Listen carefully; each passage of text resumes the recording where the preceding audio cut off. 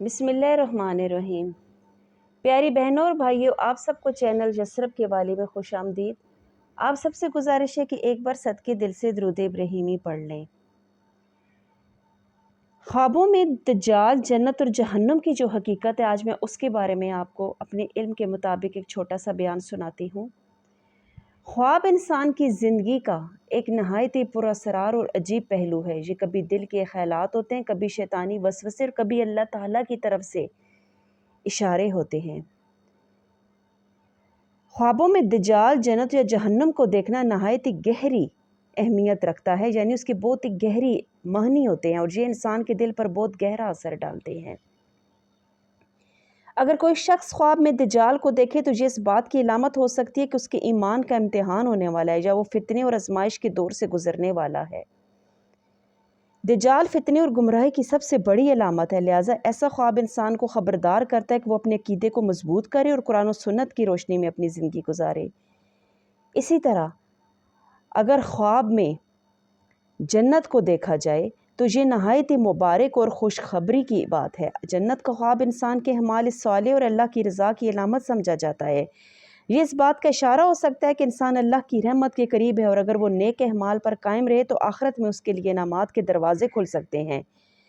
जन्नत का ख्वाब तो दिल को सुकून और ईमान को ताजगी बख्शता है, जबकि जहन्नुम में को अगर ख्वाब में देखा हो तो ये एक तंबीह है, ये एक वार्निंग है अल्लाह ताला की तरफ से कि इंसान अपने अमाल पर गौर करे। ये ख्वाब बताता है कि कहीं हम गुनाहों में तो नहीं डूब रहे। जहन्नुम का ख्वाब अल्लाह ताला की तरफ से बेदारी की एक सदा है।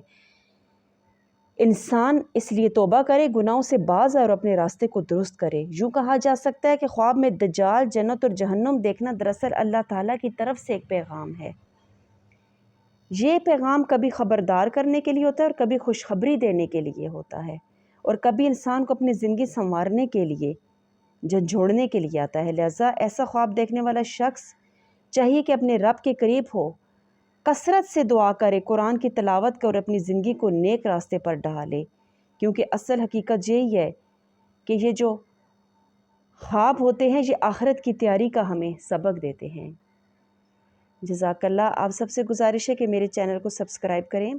दोस्तों, एक तो मैंने काफ़ी दिन के बाद मेरे इस तरह के बयान में बहुत ज़्यादा गैप आया है, मैं ठीक नहीं थी और कुछ मसरूफियात ऐसी थी कि मैं अपने सुनने वाले जो लोग मुझे शौक़ से सुनते हैं उनके सामने हाज़िर नहीं हो सकती।